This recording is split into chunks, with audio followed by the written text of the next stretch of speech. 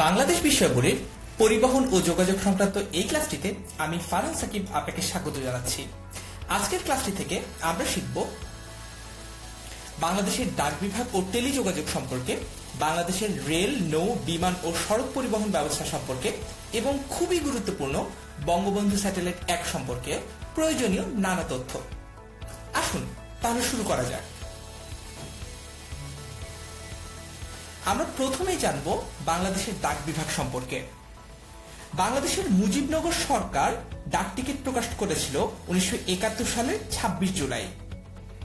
British পার্লামেন্টের সদস্য জন স্টোনহাউসের পরামর্শ অনুযায়ী 1971 সালের এপ্রিলের শেষ দিকে প্রবাসী বাংলাদেশ সরকারের প্রধানমন্ত্রী তাজউদ্দিন আহমেদ ডাক টিকিট প্রকাশের বিষয়ে সিদ্ধান্ত গ্রহণ করেন। এই ডাক টিকিটটি ডিজাইন করেছিলেন অধ্যাপক বিমান মল্লিক। তারপর বাংলাদেশের স্বাধীনতার পর প্রথম ডাক টিকিট প্রকাশিত হয় 1972 সালের 21 ফেব্রুয়ারি। স্বাধীনতার পর প্রথম ডাক টিকিটের মূল্যমান ছিল 20 পয়সা। ডাক টিকিটের ডিজাইনার ছিলেন BP Chitnis. The security printing press, যেটি কিনা ভারতে অবস্থিত, সেখানে এই ডাক টিকিটটি ছাপা হয়েছিল। 1971 সালের 29 জুলাই, যে কথাটি আমরা আগেই জানলাম, মুজিবনগর সরকার 8টি ডাক টিকিট প্রকাশ করেছিল এবং সেই ডাক টিকিটের ডিজাইনার ছিলেন বিমান মল্লিক।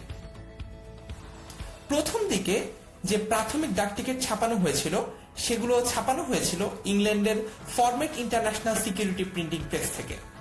আশা করি বাংলাদেশের ডাক বিভাগের চলাচলটি কিভাবে শুরু হয়েছিল সেটি সম্পর্কে আমরা একটা স্পষ্ট ধারণা পেয়েছি। তারপর এখন আমরা জানব বাংলাদেশের টেলিযোগাযোগ ব্যবস্থা সম্পর্কে। বাংলাদেশের প্রথম ডিজিটাল টেলিফোন ব্যবস্থা চালু হয় 1990 সালের 4 জানুয়ারি এবং সেটি চালু হয়েছিল রংপুরের মিঠাপুকুরে। ওয়াইম্যাক্স বাংলাদেশে চালু হয় 2009 সালের 21 জুলাই। এখন প্রশ্ন আসতেই পারে যে ওয়াইম্যাক্স জিনিসটা আসলে কি? ওয়াইম্যাক্স হচ্ছে world wide interoperability for microwave এক্সেসের সংক্ষিপ্ত রূপ। এটি একটি টেলিযোগাযোগ প্রযুক্তি যার মূল উদ্দেশ্য হচ্ছে পয়েন্ট টু পয়েন্ট থেকে শুরু করে পূর্ণাঙ্গ মোবাইল, সেলুলার ইত্যাদি বিভিন্ন রকম তারবিহীন তথ্য আদান প্রদান করা। তারপর ঢাকায় প্রথম সেলুলার টেলিফোন চালু হয় 1993 সালের 8 আগস্ট। বাংলাদেশে প্রথম কার্ড ফোন চালু হয় 1992 সালের 3 সেপ্টেম্বর। তারপর আমরা দেখতে পাচ্ছি যে বাংলাদেশের টিএনটি এটি 4টি অঞ্চলে বিভক্ত। এগুলো হচ্ছে ঢাকা, চট্টগ্রাম, রাজশাহী ও খুলনা। তারপর আমরা বিটিসিএল সম্পর্কে জানব। 2008 সালের 1 জুলাই বাংলাদেশ টেলিগ্রাফ ও টেলিফোন বোর্ড অর্থাৎ বিটিটিবি কে বাংলাদেশ টেলিকমিউনিকেশনস কোম্পানি লিমিটেড বা বিটিসিএল এ পরিণত করা হয়। উপমহাদেশের টেলিযোগ ব্যবস্থাপনার যাত্রা শুরু হয়েছিল ব্রিটিশ আমলে। 1853 সালে ব্রিটিশ ভারতে ডাক ও টেলিযোগাযোগ বিভাগ প্রতিষ্ঠার মধ্য দিয়ে 1971 সালের স্বাধীনতার পর বিটিসিএল প্রতিষ্ঠানটি এরই উত্তরাধিকার হিসেবে কাজ করে। তারপর বাংলাদেশের টেলিযোগাযোগ আইন জাতীয় সংসদে পাশ করা হয় 2001 সালে।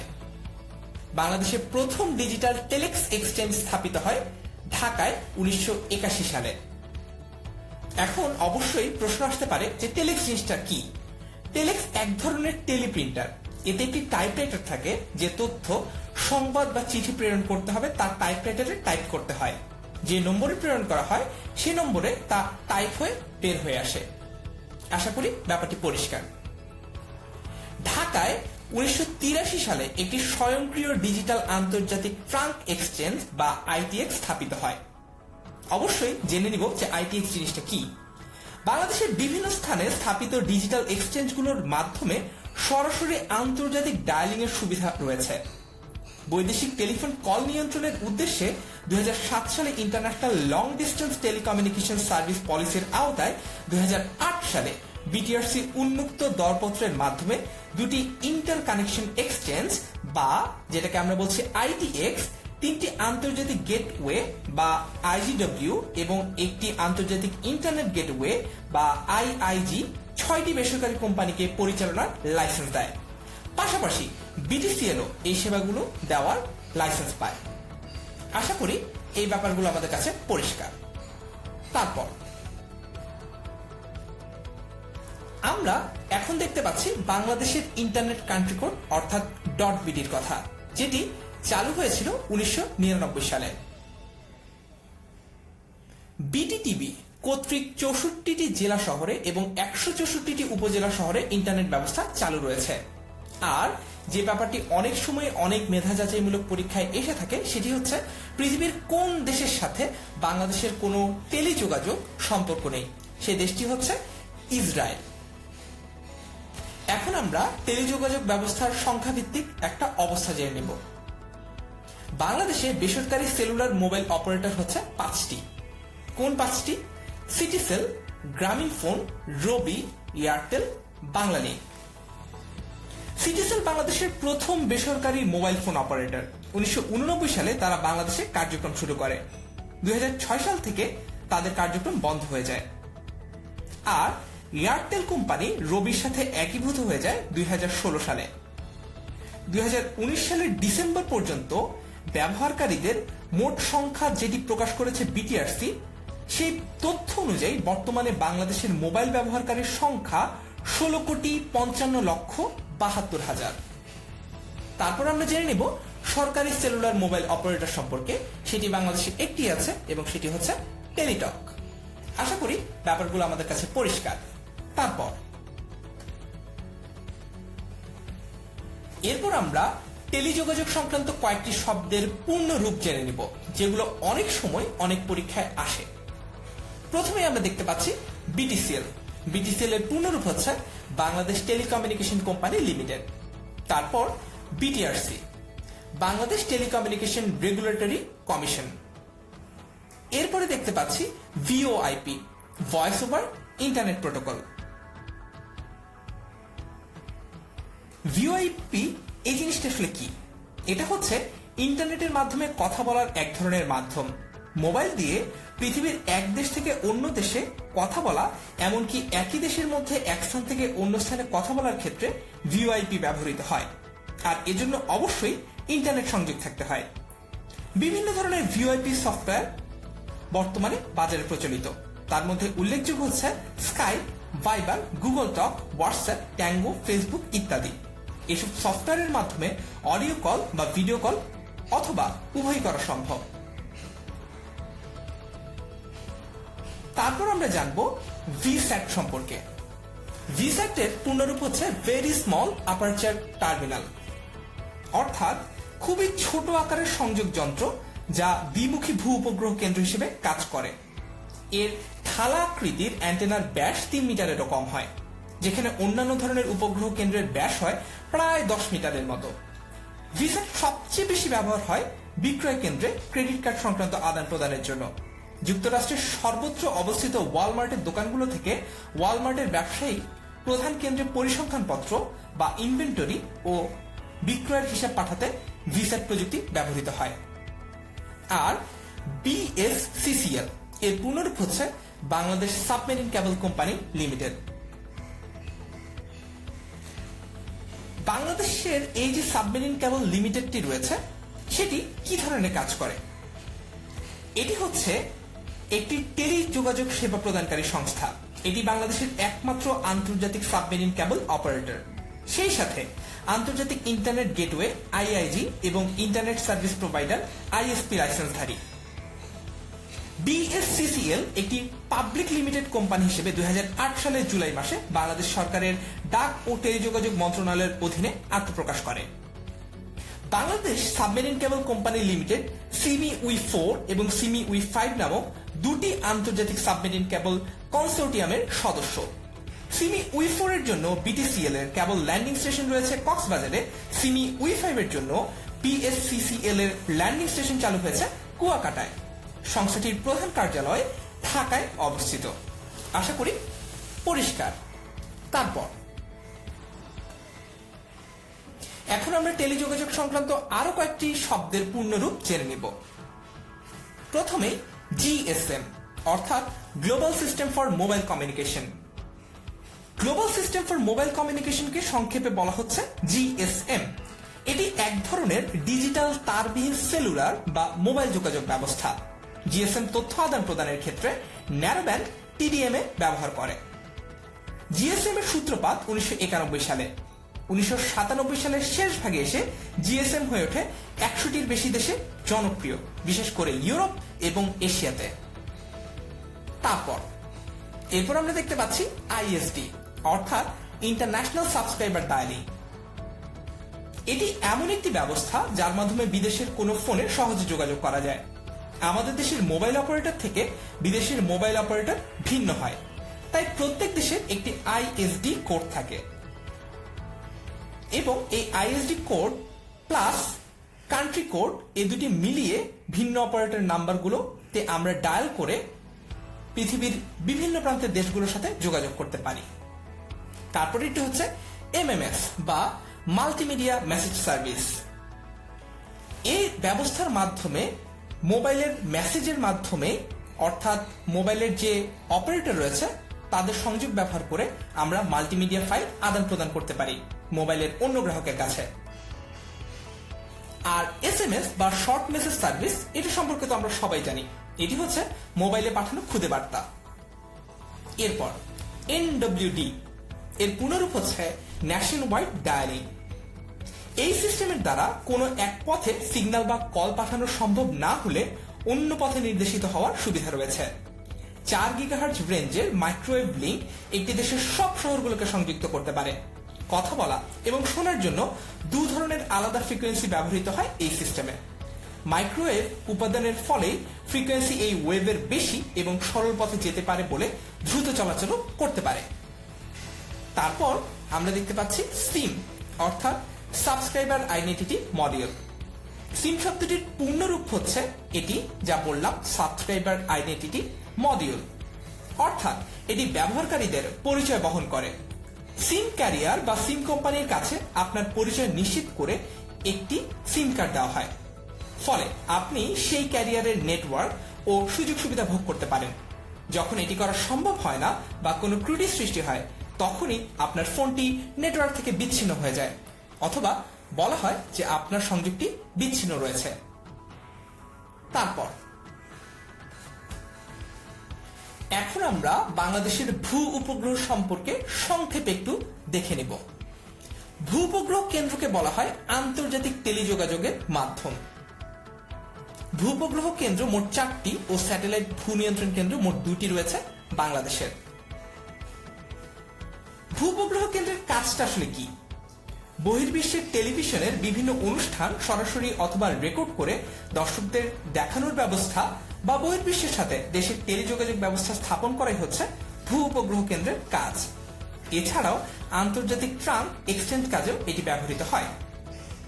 আমরা এখন দেখতে পাচ্ছি 4টি ভূ উপগ্রহ কেন্দ্রের ছবি। একটি হচ্ছে গাজীপুরের তালিবাবাদ ভূ উপগ্রহ কেন্দ্র। এখানে দেখতে পাচ্ছি বেতবুনিয়া ভূ উপগ্রহ কেন্দ্র, যেটি রাঙামাটিতে অবস্থিত। আর এখানে দেখতে পাচ্ছি বঙ্গবন্ধু 1 স্যাটেলাইট প্রাথমিক ভূ নিয়ন্ত্রণ কেন্দ্র। আর এই ছবিতে দেখতে পাচ্ছি মহাকালী ভূ উপগ্রহ কেন্দ্র। বলাই বাহুল্য যে মহাকালী ব্যতীত অন্যান্য আন্তর্জাতিক ট্রাঙ্ক এক্সচেঞ্জের কাজ অন্য কোথাও আসলে করা যায় না, অর্থাৎ এই কাজটি করার জন্য মহাখালীতেই একমাত্র নিয়ন্ত্রণ কেন্দ্রটি প্রতিষ্ঠিত রয়েছে। আর এই যে বঙ্গবন্ধু 1 স্যাটেলাইটের কথা আমরা জানলাম, এটি সম্পর্কেও একটু সংক্ষেপে জেনে নেওয়া যাক। বাংলাদেশের প্রথম ভূস্থির যোগাযোগ ও সম্প্রচার উপগ্রহ হচ্ছে বঙ্গবন্ধু স্যাটেলাইট 1। এটি 11 মে 2018 সালে কেনেডি স্পেস সেন্টার থেকে উৎক্ষেপণ করানো হয়। এর মধ্য দিয়ে বাংলাদেশ 57তম দেশ হিসেবে নিজস্ব স্যাটেলাইটধারী দেশ হিসেবে গণ্য হয়। এই প্রকল্পটি ডাক ও টেলিযোগ বিভাগের অধীনস্থ বাংলাদেশ টেলিযোগাযোগ নিয়ন্ত্রণ কমিশন কর্তৃক বাস্তবায়িত হয় এবং এটি ফ্যালকন 9 ব্লক 5 রকেটের প্রথম পেলোড উৎক্ষেপণ ছিল। বঙ্গবন্ধু 1 কৃত্রিম উপগ্রহটি সম্পূর্ণ চালু হওয়ার পর বাংলাদেশের ভূকেন্দ্র থেকে এটি নিয়ন্ত্রণ করা হয়। এজন্যই গাজীপুর জেলার জয়দেবপুরে ও রাঙামাটির বেতবুনিয়ায় ভূকেন্দ্র তৈরি করা হয়। জয়দেবপুরের ভূকেন্দ্রটি হলো মূল স্টেশন, আর বেতবুনিয়া স্টেশনটি হলো দ্বিতীয় মাধ্যম, যেটি ব্যাকআপ হিসেবে রাখা হয়েছে। আশা করি ভূ-উপগ্রহ সংক্রান্ত যে সকল তথ্য আমাদের জানা জরুরি ছিল সেগুলো আমরা জানতে পেরেছি। তারপর এখন আমরা জানব বাংলাদেশের রেল যোগাযোগ ব্যবস্থা সম্পর্কে। 2011 সালের ডিসেম্বর মাসে যোগাযোগ মন্ত্রণালয়কে ভেঙে নতুন রেল মন্ত্রণালয় গঠন করা হয়। প্রথম রেল মন্ত্রণালয়ের দায়িত্বপ্রাপ্ত মন্ত্রী হন সুরঞ্জিত সেনগুপ্ত। আর উপমহাদেশের সর্বপ্রথম রেলপথ চালু হয় 1853 সালে। 1862 সালে বাংলাদেশের প্রথম রেল লাইন প্রতিষ্ঠিত হয় দর্শনা থেকে কুষ্টিয়া পর্যন্ত। বাংলাদেশের যে রেলপথ সেটি প্রধানত দুই ধরনের, মিটার গেজ ও ব্রড গেজ। বাংলাদেশের রেলপথ দুইটি অঞ্চলে বিভক্ত, যমুনা নদীর পূর্বাঞ্চল ও পশ্চিমাঞ্চল। পূর্বাঞ্চলে প্রধানত মিটার গেজ, তবে ব্রড গেজও রয়েছে। পশ্চিমাঞ্চলে ব্রড গেজ। বাংলাদেশের প্রথম মিটার গেজ লাইন হচ্ছে ঢাকা নারায়ণগঞ্জ। এখন আমরা জানব বাংলাদেশের মোট রেলপথের দৈর্ঘ্য। বাংলাদেশের মোট রেলপথের দৈর্ঘ্য হচ্ছে 2955.53 কিলোমিটার। দেশের সর্বপ্রথম বা সবচেয়ে আগে যে রেলপথটি প্রতিষ্ঠিত হয়েছিল সেটা ছিল ঢাকা নারায়ণগঞ্জ, এবং সেটা ছিল মিটার গেজ। অর্থাৎ স্বাধীনতার পরবর্তী সময়ের কথা বলছি। এর আগে, স্বাধীনতার আগে যখন ঔপনিবেশিক সময় ছিল, তখন 1862 সালে দর্শনা থেকে কুষ্টিয়া পর্যন্ত এই রেল লাইনটি চালু ছিল। বাংলাদেশের বৃহত্তম রেল স্টেশন হচ্ছে কমলাপুর রেল স্টেশন। এর স্থপতি বব বুই। কমলাপুর রেল স্টেশন চালু হয় 1969 সালে। দেশের দীর্ঘতম একক রেল সেতু হার্ডিঞ্জ ব্রিজ পদ্মা নদীর উপর 1915 সালে নির্মিত হয়। এর দৈর্ঘ্য 1.8 কিলোমিটার। এই ব্রিজে দুইটি ব্রডগেজ লাইন রয়েছে। তারপর যমুনা সেতুতে রেল চালু হওয়ায় এটি এখন দেশের দীর্ঘতম রেল সেতু, যার দৈর্ঘ্য হচ্ছে 4.8 কিলোমিটার। আশা করি বাংলাদেশ রেল যোগাযোগ ব্যবস্থা সম্পর্কে আমরা স্পষ্ট কিছু ধারণা পেয়েছি। তারপর এখন আমরা জানব বাংলাদেশের নৌ ও বিমান যোগাযোগ সম্পর্কে। বাংলাদেশের সারা বছর নৌ চলাচলের উপযোগী পথ প্রায় 5400 কিলোমিটার। বাংলাদেশের মোট অভ্যন্তরীণ নাব্য জলপথ রয়েছে 8400 কিলোমিটার। এর মধ্যে 5400 কিলোমিটার সারা বছর নৌ চলাচলের জন্য উন্মুক্ত রয়েছে। অবশিষ্ট প্রায় 3000 কিলোমিটার শুধু বর্ষাকালে ব্যবহৃত হয়। সাধারণত দেশের দক্ষিণ ও পূর্বাঞ্চলের নদীগুলো নৌ চলাচলের জন্য বেশি উপযোগী। বাংলাদেশের অভ্যন্তরীণ নৌ পরিবহন সংস্থা প্রতিষ্ঠিত হয়েছে 1958 সালে। এর ইংরেজি সংক্ষেপ BIWTA, এই নামে এটি বেশি পরিচিত। এটি বাংলাদেশ সরকারের একটি স্বায়ত্তশাসিত সংস্থা, যেটি দেশের অভ্যন্তরীণ নৌ চলাচল নিয়ন্ত্রণ করে। এটি নৌ পরিবহন নিয়ন্ত্রণ ও উন্নয়ন সহ নৌযানগুলোর বিভিন্ন আইন ও নীতিমালা প্রণয়ন, অনুমোদন, নিবন্ধন ইত্যাদি কাজের জন্য দায়িত্বপ্রাপ্ত। ঢাকার মতিঝিলে এর প্রধান কার্যালয় অবস্থিত এবং এটি বাংলাদেশ নৌ পরিবহন মন্ত্রণালয়ের অধীনস্থ। তারপর 1972 সালের 5 ফেব্রুয়ারি আনুষ্ঠানিকভাবে বাংলাদেশ শিপিং কর্পোরেশন যাত্রা শুরু করে। বাংলাদেশ শিপিং কর্পোরেশন হচ্ছে বাংলাদেশের রাষ্ট্রীয় মালিকানাধীন একটি স্বশাসিত কর্পোরেশন। এটি কিছু জাহাজ ও তেলবাহী ট্যাঙ্কার এবং আরো সমুদ্রগামী জাহাজকেও সনদ প্রদান করে। বাংলাদেশ এবং বহির্বিশ্বের মাঝে খাদ্যশস্য, জ্বালানি, ভোজ্য তেল, পোশাক, প্রক্রিয়াজাতকরণ, খাদ্য, চা, চামড়া, রাসায়নিক দ্রব্য সহ কন্টেইনারজাত যে কোনো মালামাল আমদানি ও রপ্তানি করে থাকে এই সংস্থাটি। এরপর বাংলাদেশের প্রথম জাহাজটির নাম হচ্ছে বাংলার দূত। তারপর দেখতে পাচ্ছি বিমান বাংলাদেশ এয়ারলাইন্সের ব্যাপারটি। বিমান বাংলাদেশ এয়ারলাইন্স গঠিত হয় 1972 সালের 4 জানুয়ারি। বিমান বাংলাদেশ এয়ারলাইন্স সাধারণত বিমান নামে পরিচিত, যেটি বাংলাদেশের একমাত্র সরকারি এবং জাতীয় পতাকাবাহী বিমান পরিবহন সংস্থা। এটি প্রধানত ঢাকায় অবস্থিত শাহজালাল আন্তর্জাতিক বিমানবন্দর থেকে তার কার্যক্রম পরিচালনা করে। তাছাড়াও চট্টগ্রামের শাহ আমানত আন্তর্জাতিক বিমানবন্দর এবং সিলেটের ওসমানী আন্তর্জাতিক বিমানবন্দর থেকেও এর কার্যক্রম পরিচালিত হয়। প্রতিষ্ঠানটি আন্তর্জাতিক রুটের পাশাপাশি অভ্যন্তরীণ রুটেও যাত্রী এবং মালামাল পরিবহন করে। বিশ্বের প্রায় 70টি দেশের সাথে বিমানের আকাশ সেবার চুক্তি রয়েছে। 1972 সালের 4 মার্চ বিমানের প্রথম আন্তর্জাতিক ফ্লাইট চালু হয় এবং এই ফ্লাইটটি চালু হয়েছিল ব্রিটিশ কালডোনিয়ানের থেকে পাওয়া একটি বোয়িং 707 চার্টার্ড প্লেন দিয়ে এবং সেটি ঢাকা লন্ডন রুটে প্রথম সাপ্তাহিক আন্তর্জাতিক ফ্লাইট পরিচালনা শুরু করে। বাংলাদেশ বিমানের প্রতীক হচ্ছে বলাকা।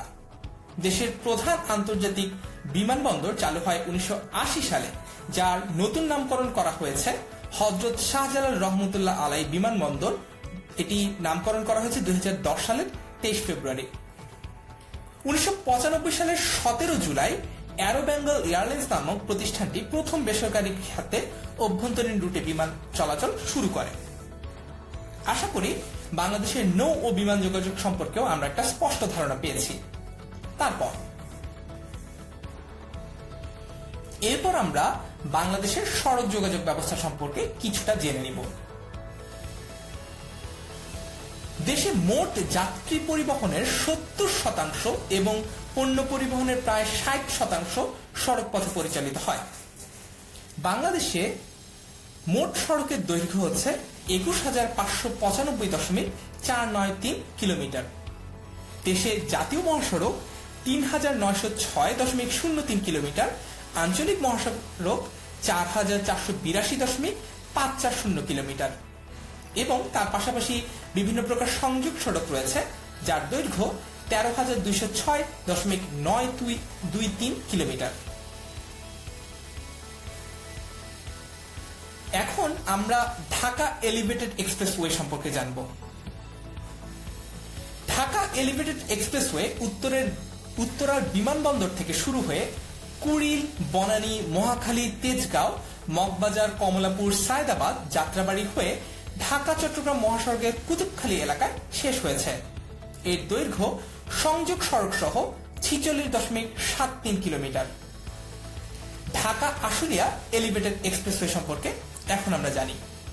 সাভার ইপিজেড থেকে আশুলিয়া, বাইপাইল, আব্দুল্লাহপুর হয়ে বিমানবন্দর পর্যন্ত এই ঢাকা আশুলিয়া এলিভেটেড এক্সপ্রেসওয়ে বিস্তৃত, যার মূল অংশের দৈর্ঘ্য 24 কিলোমিটার। আশা করি আমরা বাংলাদেশের সড়ক যোগাযোগ সম্পর্কিত তথ্যগুলো জানতে পেরেছি।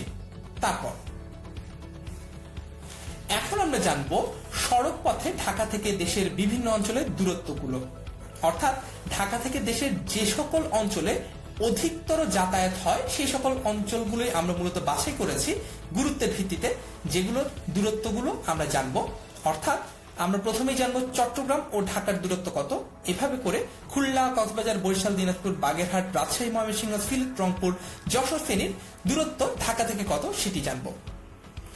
চট্টগ্রাম থেকে ঢাকার দূরত্ব হচ্ছে 295 কিলোমিটার। ঢাকা থেকে খুলনার দূরত্ব 271 কিলোমিটার। ঢাকা থেকে কক্সবাজারের দূরত্ব 328 কিলোমিটার।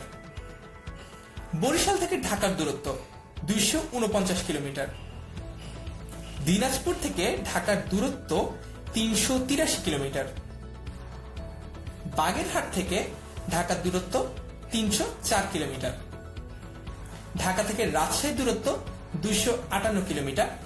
ঢাকা থেকে ময়মনসিংহের দূরত্ব 121 কিলোমিটার। ঢাকা থেকে সিলেটের দূরত্ব 243 কিলোমিটার। রংপুর থেকে সিলেট ও ঢাকার দূরত্ব 309 কিলোমিটার। যশোর থেকে ঢাকার দূরত্ব 212 কিলোমিটার। ফেনী থেকে ঢাকার দূরত্ব 151 কিলোমিটার। আশা করি সড়ক পথে ঢাকা থেকে বিভিন্ন অঞ্চলের দূরত্বগুলো সম্পর্কে আমরা একটা স্পষ্ট ধারণা পেয়েছি। এখন আমরা বাংলাদেশের বন্দরগুলো সম্পর্কে জানব। বাংলাদেশের স্থল বন্দর কর্তৃপক্ষ বাংলাদেশ সরকারের নৌ পরিবহন মন্ত্রণালয়ের অধীনস্থ একটি অধিদপ্তর। বাংলাদেশ স্থলবন্দর কর্তৃপক্ষ আইন 2001-এর আওতায় এটি 2001 সালে প্রতিষ্ঠা করা হয়। স্থলবন্দরের সংখ্যা মোট 24টি, যার মধ্যে চালু রয়েছে 12টি। বাংলাদেশের স্থলবন্দরগুলো বাংলাদেশের প্রতিবেশী দেশগুলোর স্থল বা নদী দ্বারা সৃষ্ট সীমান্তে অবস্থিত। বেনাপোল বন্দর দিয়ে অধিক মাত্রায় পণ্য পরিবহন করা হয় এবং তামাবিল বর্ডার দিয়ে বা তামাবিল পোর্ট দিয়ে পণ্যের চাইতে বেশি যাত্রী যাতায়াত হয়। বুঝতেই পারছি দুটি বন্দরের পার্থক্যের জায়গাটি কোথায়। বেনাপোল দিয়ে বেশি পণ্য আদান প্রদান হয় আর বেশি যাত্রী আসা যাওয়া করে হচ্ছে তামাবিল বন্দর দিয়ে। বাংলাদেশের স্থল সীমান্তের দৈর্ঘ্য প্রায় 4,427 কিলোমিটার, এটি ভূমি মন্ত্রণালয়ের রিপোর্ট অনুযায়ী। সীমান্তে ছোট বড় 181টি শুল্ক স্টেশন আছে, যা জাতীয় রাজস্ব বোর্ডের নিয়ন্ত্রণাধীন। 2001 সালের 21 নং আইনের মাধ্যমে গঠিত হয়েছে বাংলাদেশ স্থলবন্দর কর্তৃপক্ষ, যেটির কথা আমরা একেবারে শুরুতেই জানলাম। তো এই যে বাংলাদেশ স্থলবন্দর কর্তৃপক্ষ বা বাস্তবক, এই বাস্তবকের প্রধান কার্যের মধ্যে রয়েছে স্থলবন্দর পরিচালনা, ব্যবস্থাপনা, উন্নয়ন, সম্প্রসারণ ও সংরক্ষণের নীতি প্রণয়ন। স্থলবন্দরের পণ্য গ্রহণ, সংরক্ষণ ও প্রদানের জন্য অপারেটর নিয়োগ, সরকারের পূর্বানুমোদন ক্রমে স্থলবন্দর ব্যবহারকারীদের নিকট থেকে আদায়যোগ্য কর, টোল, রেট ও ফিসের তফসিল প্রণয়ন। আশা করি বাংলাদেশের বন্দরগুলো সম্পর্কে সংক্ষেপে আমরা জানতে পেরেছি। তারপর বন্দর সম্পর্কিত আরো কিছু তথ্য আমরা জানব। দেখতে পাচ্ছি ছবিতে দুটি প্রধানতম বন্দর, একটি হচ্ছে চট্টগ্রাম বন্দর আর একটি হচ্ছে মংলা বন্দর। জেনে নেওয়া যাক তাদের পার্থক্যগুলো কি কি। তার আগে আমরা জানব বর্তমানে বাংলাদেশের কার্যকরী স্থল বন্দরের সংখ্যা, যেটি হচ্ছে 12টি। পৃথিবীর 80% লোক সমুদ্র তীরবর্তী, অর্থাৎ সমুদ্র থেকে 100 মাইলের ভেতরের যে অঞ্চল সেখানে বসবাস করে। বাংলাদেশের চট্টগ্রাম ও মংলা সমুদ্র বন্দর গুরুত্বপূর্ণ আমদানি ও রপ্তানি অবকাঠামো। 90% আমদানি রপ্তানি বাণিজ্য সম্পাদিত হয় এই দুটি বন্দর অর্থাৎ চট্টগ্রাম ও মংলা বন্দরের মাধ্যমে। চট্টগ্রাম বন্দরকে আমাদের দেশের লাইফলাইন বলা হয়, কারণ চট্টগ্রাম বন্দরের মাধ্যমে বাংলাদেশের আমদানি রপ্তানির 3/4 সম্পাদিত হয়, আর বাকি 1/4 আমদানি রপ্তানি হয় মংলা ও কয়েকটি স্থল বন্দরের মাধ্যমে। এখন আমরা চট্টগ্রাম বন্দর ও মংলা বন্দর সম্পর্কে সংক্ষেপে কিছু জানব। চট্টগ্রাম বন্দর পতেঙ্গার কর্ণফুলী নদীর তীরে অবস্থিত বাংলাদেশের প্রধান সমুদ্র বন্দর। চট্টগ্রাম বন্দর আনুষ্ঠানিক যাত্রা শুরু করে 1887 সালে। চট্টগ্রাম বন্দর বিশ্বের একমাত্র প্রকৃতিগত বন্দর। নদীর কূলে জেটি নির্মাণ করে পণ্য ওঠানামা করা হয়। কর্ণফুলী নদীর তীরবর্তী এ বন্দর কেবল বাংলাদেশের নয়, বরং ভারত উপমহাদেশের জন্য রীতিমতো আশীর্বাদ। চট্টগ্রাম বন্দরে বর্তমানে জেটির সংখ্যা 16টি। তারপর আমরা জানব মংলা বন্দর সম্পর্কে। 1954 সালে প্রতিষ্ঠিত হয় এই মংলা বন্দর। বঙ্গোপসাগর থেকে 70 নটিক্যাল মাইল অভ্যন্তরে এবং খুলনা শহর থেকে 48 কিলোমিটার দক্ষিণে এর অবস্থান। পশুর নদীর দীর্ঘ চ্যানেল, যেটির গড় গভীরতা কিনা 6.5 মিটার, সেটি দিয়ে মংলা বন্দরে জাহাজ চলাচল করে। এখানে 200 মিটার দীর্ঘ ও 7 মিটার গভীর জাহাজ যাতায়াত করতে পারে। এই বন্দর দিয়ে পাট, চামড়া, তামাক, হিমায়িত মাছ ইত্যাদি রপ্তানি হয় এবং দেশের 40% খাদ্য সামগ্রী, সার, কয়লা, কাঠের মণ্ড এবং রিকন্ডিশন গাড়ি আমদানি করা হয়। আশা করি চট্টগ্রাম ও মংলা বন্দর সম্পর্কে আমরা একটা চমৎকার ধারণা পেয়েছি। এরপর আমরা জানব বঙ্গবন্ধু স্যাটেলাইট 1 সম্পর্কে, যেটি আমাদের জন্য খুবই গুরুত্বপূর্ণ। বাংলাদেশের প্রথম যোগাযোগ উপগ্রহের নাম হচ্ছে বঙ্গবন্ধু স্যাটেলাইট 1। স্যাটেলাইটটি উৎক্ষেপণ করা হয় 2018 সালের 12 মে। স্যাটেলাইটটি নির্মাণ করে ফ্রান্স। 3.7 টন ভরের বঙ্গবন্ধু স্যাটেলাইটটির ডিজাইন এবং তৈরি যে কাজ, সেই কাজটি করেছে ফ্রান্সের কোম্পানি থ্যালাস অ্যালেনিয়া স্পেস, আর যে রকেট এটিকে মহাকাশে নিয়ে গেছে সেটি বানিয়েছে যুক্তরাষ্ট্রের স্পেসএক্স। স্যাটেলাইটটির আয়ুষ্কাল হচ্ছে 15 বছর। স্যাটেলাইটটি বহনকারী রকেটের নাম ফ্যালকন 9 ব্লক 5। স্যাটেলাইটের মালিক হিসেবে বাংলাদেশের অবস্থান হচ্ছে 57তম, যেটি আমরা আগেই জেনেছি। তবে বাংলাদেশের প্রথম ন্যানো স্যাটেলাইটের নাম হচ্ছে ব্র্যাক অন্বেষা। উপগ্রহটি উৎক্ষেপণ করা হয় যুক্তরাষ্ট্রের ফ্লোরিডা অঙ্গরাজ্যের কেনেডি স্পেস সেন্টার থেকে। এখন আমরা বঙ্গবন্ধু স্যাটেলাইট সম্পর্কে আরো কিছু জিনিস জেনে নিব। যে জিনিসটি জানা খুবই গুরুত্বপূর্ণ সেটি হচ্ছে বঙ্গবন্ধু স্যাটেলাইট 1 আসলে কি রকম কাজে আমরা ব্যবহার করতে পারবো। বঙ্গবন্ধু 1 এই স্যাটেলাইটটি 3 ধরনের কাজে ব্যবহার করা যাবে। জেনে নেওয়া যাক সেগুলো কি কি। প্রথমত, টিভি চ্যানেলগুলো তাদের সম্প্রচার কার্যক্রম সঠিকভাবে পরিচালনার জন্য স্যাটেলাইটটি ভাড়া করতে পারবে। এক্ষেত্রে বঙ্গবন্ধু 1 স্যাটেলাইটের চ্যানেলের সক্ষমতা বৃদ্ধি করে পরবর্তীতে বৈদেশিক মুদ্রা আয়েরও একটা ব্যবস্থা করা হয়েছে। আবার দেশের টিভি চ্যানেলগুলো এই স্যাটেলাইটের সক্ষমতা ব্যবহার করে দেশের টাকা দেশেই রাখতে পারছে। এর মাধ্যমে ডিটিএইচ বা direct to home dish service চালু করাও সম্ভব। দ্বিতীয়ত, বঙ্গবন্ধু 1 স্যাটেলাইটটির 40টি ট্রান্সপন্ডারের মোট ফ্রিকোয়েন্সি ক্ষমতা হলো 1600 মেগাহার্টজ। এর ব্যান্ডউইথ ও ফ্রিকোয়েন্সি ব্যবহার করে ইন্টারনেট বঞ্চিত অঞ্চল যেমন পার্বত্য ও হাওড় এলাকায় ইন্টারনেট সুবিধা দেওয়া সম্ভব। প্রত্যন্ত অঞ্চলে ইন্টারনেট ও ব্যাংকিং সেবা, টেলিমেডিসিন ও দূর নিয়ন্ত্রিত শিক্ষা ব্যবস্থা প্রসারেও ব্যবহার করা যাবে বঙ্গবন্ধু 1 এই স্যাটেলাইটটি। তৃতীয়ত, বড় প্রাকৃতিক দুর্যোগের সময় মোবাইল নেটওয়ার্ক একেবারে অচল হয়ে পড়ে। তখন এই বঙ্গবন্ধু স্যাটেলাইট 1 এর মাধ্যমে দুর্গত এলাকায় যোগাযোগ ব্যবস্থা চালু রাখা সম্ভব হবে। অর্থাৎ আমরা বুঝতেই পারছি যে সঠিকভাবে যদি ব্যবহার করা যায় তাহলে বঙ্গবন্ধু স্যাটেলাইট 1 আমাদের জন্য খুবই গুরুত্বপূর্ণ ও প্রয়োজনীয় একটি অনুষঙ্গ হয়ে উঠতে পারে টেলিযোগাযোগের ক্ষেত্রে। আশা করি এই লেকচারটি থেকে আমরা বুঝতে পেরেছি বাংলাদেশের যোগাযোগ ব্যবস্থা সম্পর্কে। পরিবহন ও টেলিযোগাযোগ উভয় ধরনের ব্যবস্থা সম্পর্কে আমরা জানলাম। দেখা হচ্ছে তাহলে পরবর্তী লেকচারে। সাথে থাকার জন্য আপনাকে ধন্যবাদ।